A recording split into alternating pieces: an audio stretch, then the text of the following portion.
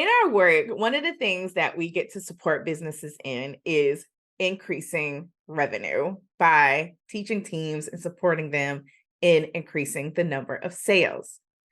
And while that's important, it's not the only piece to the puzzle as you're growing your business. I'm Dr. Nadia, founder of the Doyen Agency and creator of Straight Talk About Sales. And I am so excited about our guest on today's show.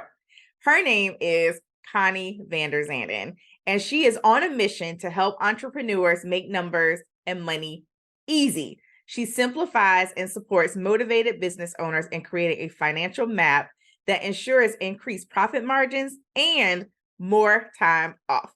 Can we get an amen and a hallelujah?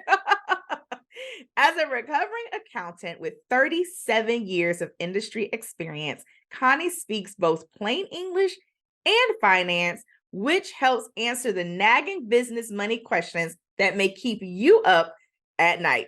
She optimizes cash flow planning that supports profitable and sustainable businesses with a mentoring approach based on her 21-year and counting real life business journey. Connie is a true Oregonian, born and raised in the beautiful Pacific Northwest, where she spends time with her husband of 37 years. And this conversation is woo! Grab your pens, grab your notebooks, grab your favorite beverage, and tune in.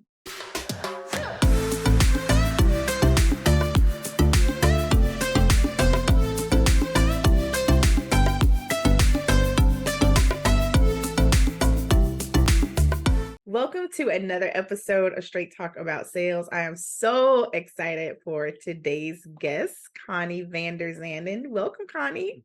Thanks, Dr. Nadia. I'm so happy to be here. I even wore my joy necklace. This is my magical tool I brought back from my pilgrimage to Bali. And so it's here to help bring some joy into our conversation. I love it. I love it. And it's so cute. So yes, joy necklace. So I would love to just begin our conversation about with you telling us about your entrepreneurial journey and what has brought you to do the work that you do now. Well, that's a good question. I won't get into all the details because I'm just celebrating my 21st year. I'm going into my 22nd year of business. Congratulations. That's a major accomplishment. But it's taken many turns. Everything from solopreneur, home-based business to getting this idea I could grow the business in commercial space and hiring a team and incorporating into, getting rid of that space and going back to a home office and having virtual teams. So it's taken a lot of different ebbs and flows. But the key journey is that I had to learn not only what it was like to be a business owner from all those stages, but also what it was like to get into a lot of debt and not pay attention to my own numbers. And from somebody who has 37 years in the accounting industry, to say that I wasn't paying attention to my own numbers as I was growing a bookkeeping business. That's huge. How did that happen, Connie? Well, it happens a lot. One is like, when you're in startup phase, you're just so interested in getting people to find you that you can often forget about doing your numbers. And then when you're in growth phase, it's the same thing. You're in this hustle, what's called hustle culture. And it usually takes the back seat. But of course, if you don't have the money coming in, it's kind of hard to grow and pay things. And that's usually why debt will increase. But I had to relearn or become aware that I was ignoring money and my numbers and all the emotional side of that I had around it and how I could heal that relationship. So these days, that's what my purpose is I help make numbers and money easy for small businesses and entrepreneurs and help them find a new way to be in relationship with both of those as they go and whatever growth or however they want to have their business. It's not always about growing a business. It's about creating a business that supports your life and the vision that you have for it. Oh, I love that. I love that idea. And this is not our first time having this conversation around, building a business that supports your life. I think that is so important. Can we just pause? You talked about a number of things, and I know I have my questions, but one of the things I would love for you to spend some time on is talking about this idea of cash flow planning.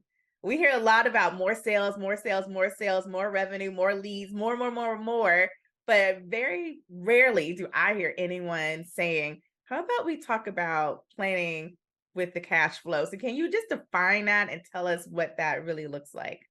Yeah, so cash flow planning is where you're actually looking at how the money is going to flow in and out of your bank account. Usually just looking at your one operating account and over a period of time. So what I usually work with clients on is a spreadsheet that looks at every week for 3 months, 6 months or longer, and how the money is normally on average coming in and going out. So you can see the big dips and the big rises. And especially for online businesses who might not have a consistent cash flow, like Mhm. revenue consistently comes in, doing some planning, forecasting ahead of time is really important. So you can see the dips and so you can make choices like, okay, let's postpone this one purchase until later and look at what that does. And it's really about playing with the numbers. It's usually in a spreadsheet. And my clients that do it for themselves are very much more empowered because now they can see what's going to happen. The future is just not a scary place with money. And so Right. that's why we don't always have to go for more and more and more. We're about slowing down, making intentional choices of how we're going to use the money that's coming in. And if there's things that we want to do, like grow, okay, what growth do we need to do for revenue? How many more sales do we need to do? And you can put that in the sheets. But I even do it for myself, and mine is pretty consistent all the Mhm. time, but I still like to look out several months to see, okay, okay, I definitely need to not be in a slow period by the time I get here. And so I can take action sooner.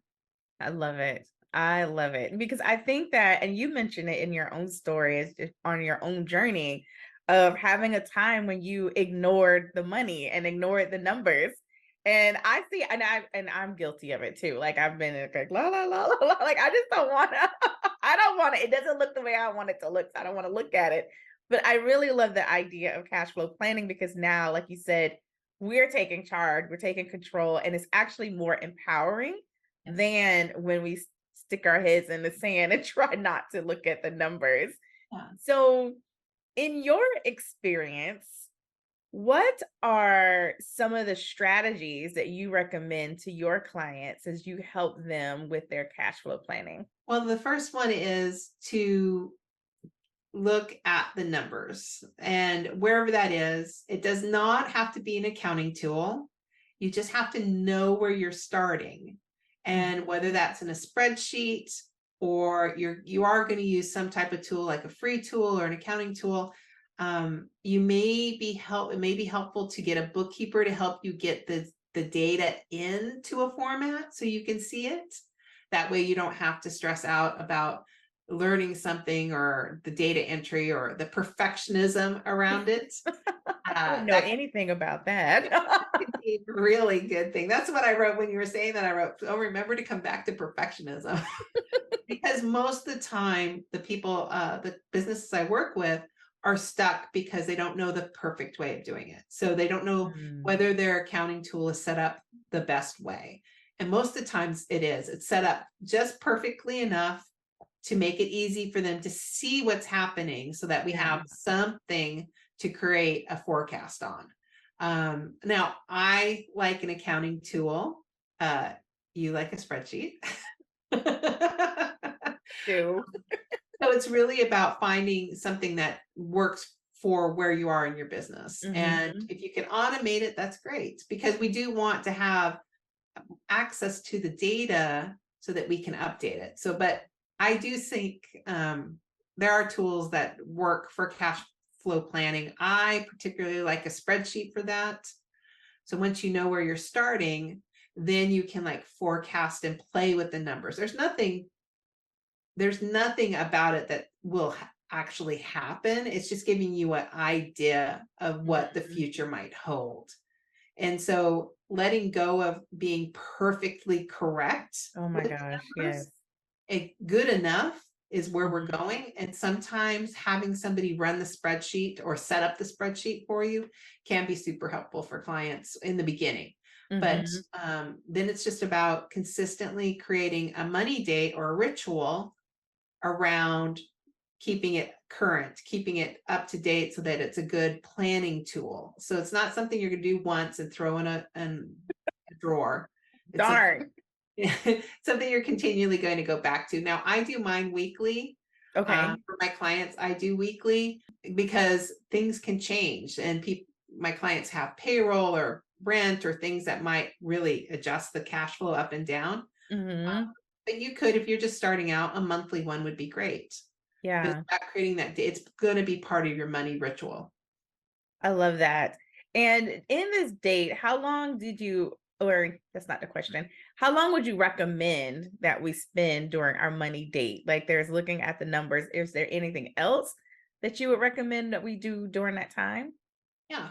So whatever word you like, date, ritual, anything that you're sitting down and being with the numbers. The first one is to look at where you're at and have a gratitude and appreciation for the money just coming in, whether you're going to do a celebratory dance or anything where you're really happy with what has come in. And then what are Yes. you going to do with it? Do you want to move it into smaller savings accounts so that you have tax savings and other intentional savings? Or are you going to then spend it? But prioritize how money is going to show up for you, which is Mhm. like making sure you pay yourself first. Even if Ooh, it's not a large amount, making sure that you pay yourself and that your business is supporting you first. And then choosing what's left, how to divvy that up against your vendors or your debt or whatever that looks like. So that's one of the things, not only to be with it, but then also to keep it flowing in and out. Also, revenue generation things. So mhm. invoicing. That was the one thing I forgot early on in the business was to collect money. So revenue generation, collection calls, reminders, proposals, anything that might, create money coming in, making follow-up calls to people you've already talked to. That's all part of Yes. that money ritual, right? You're paying attention Mhm. to what possibilities and opportunities are out there so that money can come in.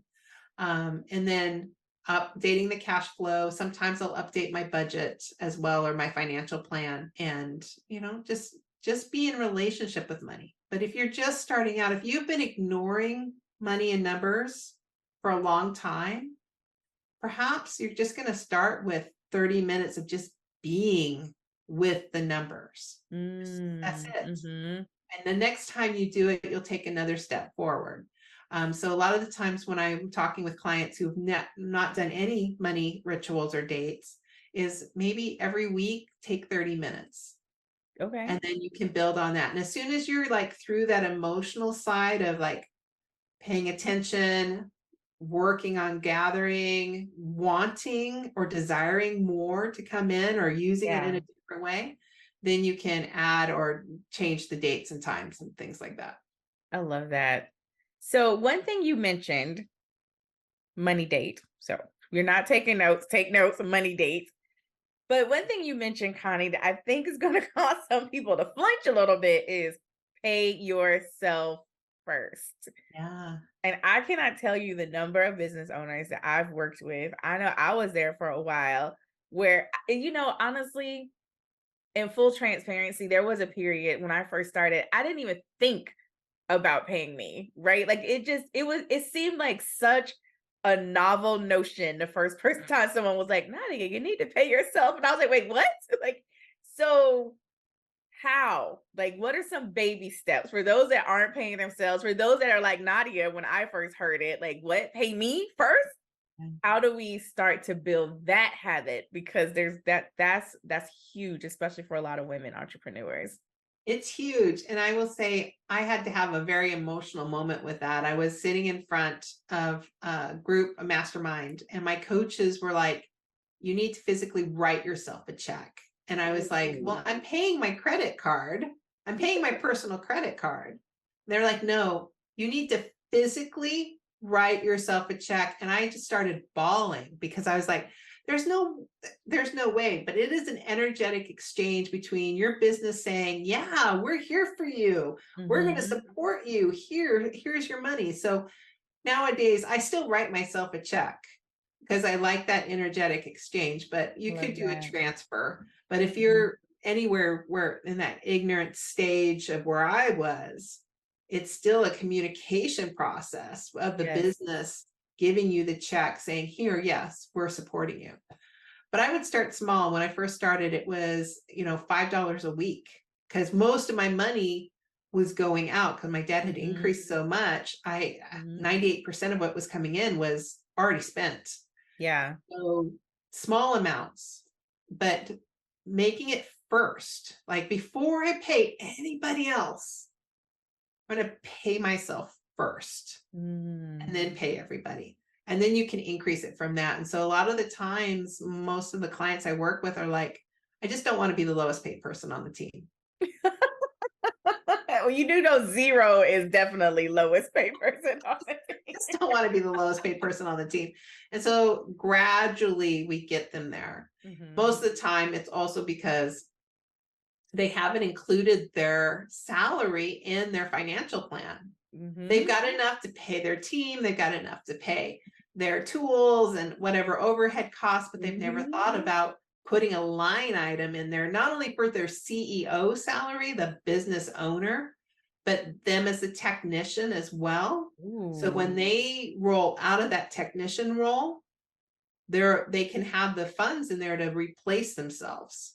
that is But huge. yeah, most of the time is that it's not in the original line item, so they've never thought about it, but then it's about making smaller, consistent payments so that you're prioritizing it just comes part of the natural flow. I love that. Yeah, oh my gosh. See, every time I talk to you, Connie, so now CEO practitioner roles, that's 2 different line items, Nadia. Definitely. Up, check, updated.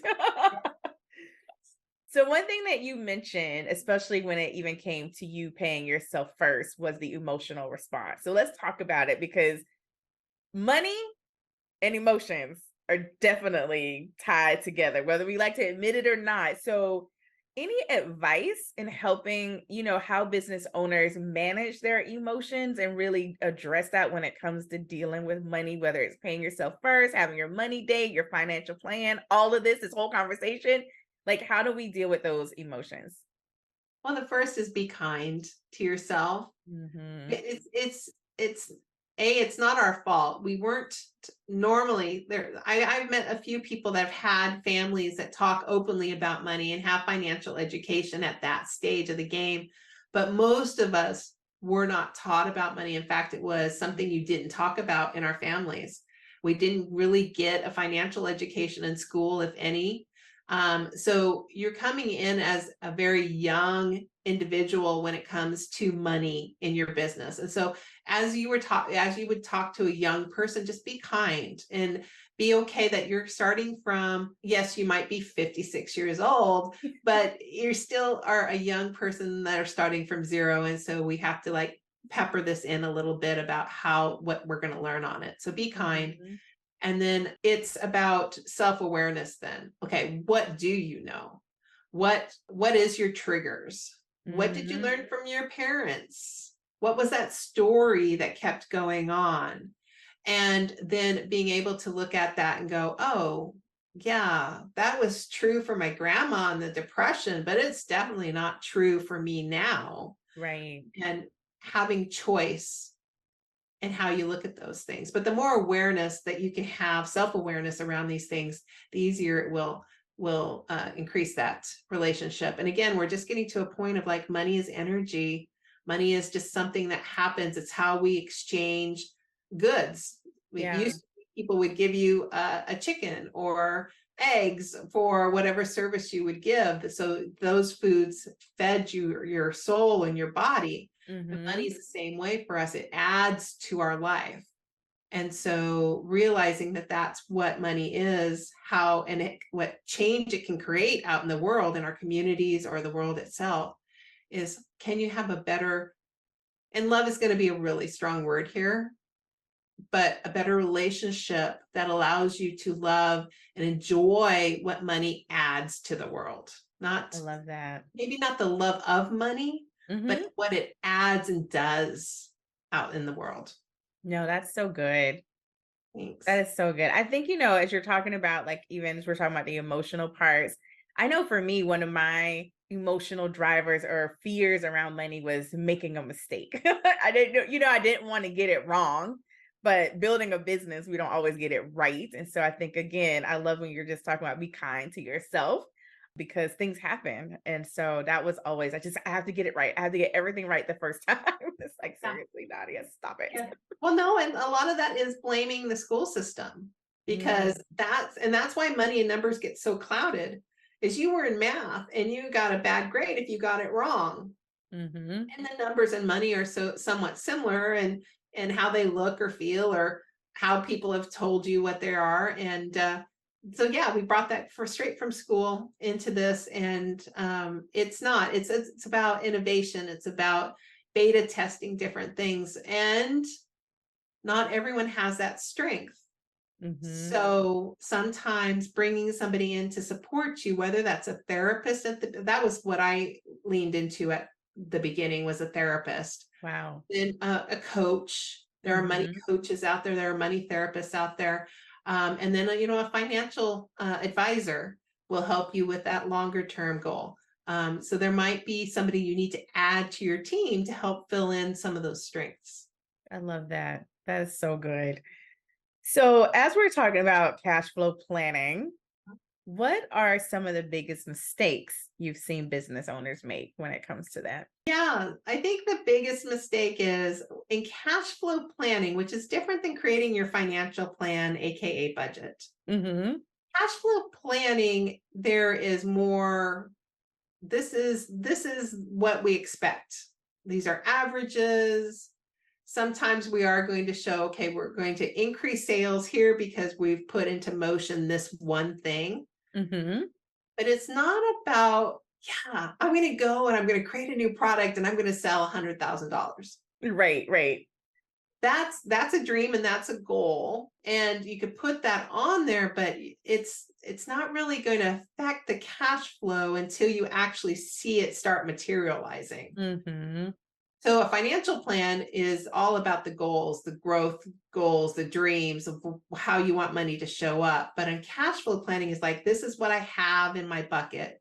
This is what I know is going to come in, or I expect to come in based on contracts or team or whatever's happening, and Yeah. how it's going, what the dips will be. And the Mhm. dips are, even though they might be red, and you might freak out a minute. Oh my God, there's a cash less, we're going to need money.